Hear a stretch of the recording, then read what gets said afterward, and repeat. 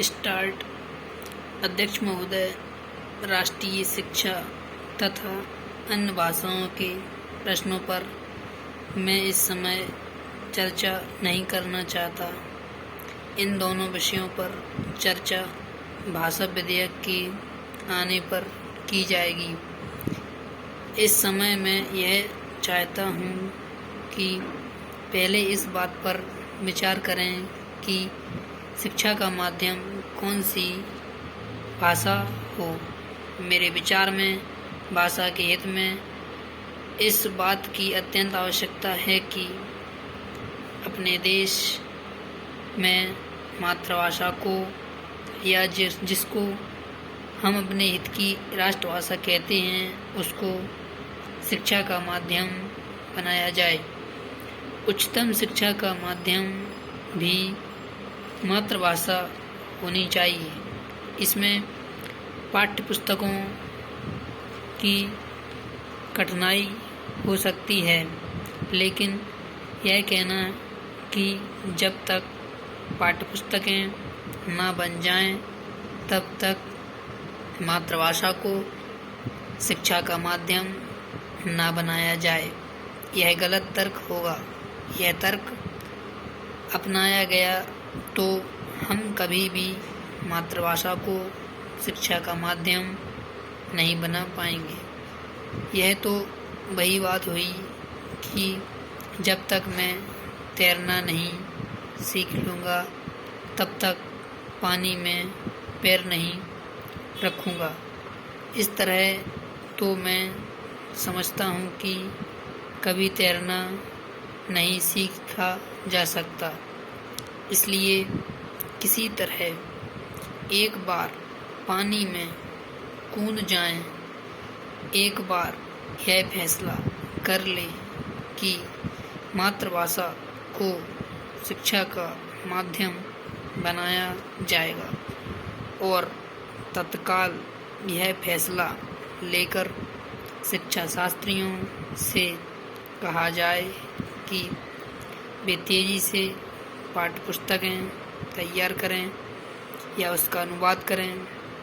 Para change. विज्ञान की शिक्षा के बारे में कहा जाता है कि शिक्षा की पढ़ाई का माध्यम मातृभाषा में होने से बड़ी कठिनाई का सामना करना पड़ेगा।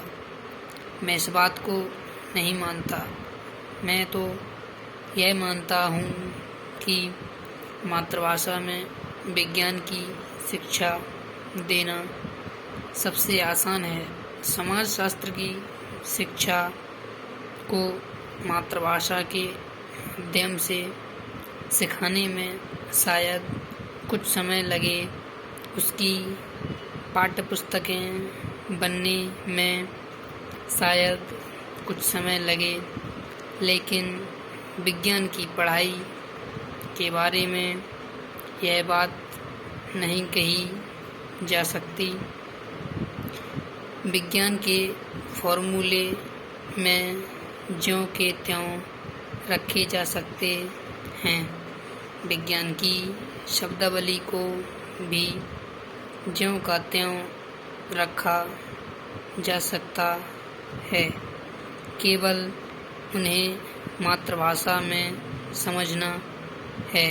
इसलिए विज्ञान की पुस्तकें और विज्ञान की शिक्षा के लिए मातृभाषा को माध्यम बनाने में कोई समस्या समय लगने वाला नहीं है, क्योंकि हम अपनी शिक्षा नीति में सबसे अधिक जोर विज्ञान पर देने वाले हैं।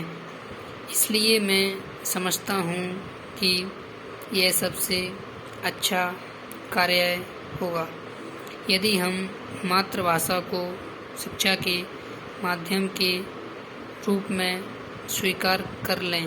प्राचीन अध्यक्ष महोदय, हमारे शिक्षा आयोग की रिपोर्ट में एक बात और अच्छी कही गई है, और वह है कि हमें अपनी शिक्षा में विज्ञान को अधिक महत्व देना होगा।